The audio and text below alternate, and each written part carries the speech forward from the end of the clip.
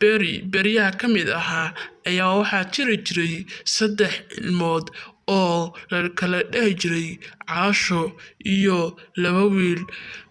Maalin maalmaha ka mid ah ayay waxay u socdaaleen kaynta si ay u soo dalxiisaan. Kayntuna waxay lahayd bahalo badan, qataro badan ayay lahayd. Markaas ayay waxay maqleen cod, markaas ayay istaageen, markaas ayay waxay arkeen bahal ku soo socda dhankooda. Markaas ayay carruurtii lugaha wax ka dayeen.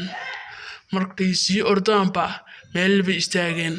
Markaa Cali ayaa wuxuu yiri maxaan sameynaa?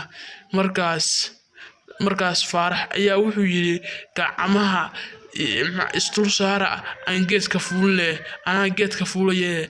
Markaas ayay gacmihii hadday istul saareen buu geedkii fuulay. Markuu geedkii fuulay ayuu wuxuu yiri hal boos baa geedka ka bannaan ma wada fuuli kartaane orda.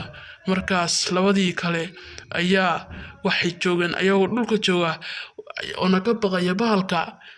Calina wuxuu fuulay geedka. Markaas hadday tashteen ayay waxay ku tashteen in ay seexdaan ileen doofaarku haddii loo seexdo waxba ma cunayo. Wax badan markay wada tashteen ayay waxay ku tashteen in ay dhulka seexdaan aysan neefsan ileen inay hadday neefsadaan wuxuu u qabaa dad nool.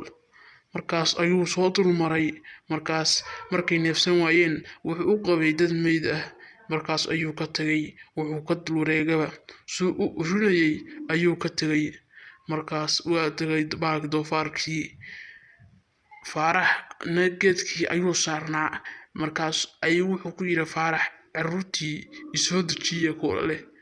Markaas ayay waxay ku dhaheen markii horeba waan naga cartay kuma soo dejinayno. Halkaas ayay carruurtiina ku carareen. Faaraxna bahalkii ugu imaaday.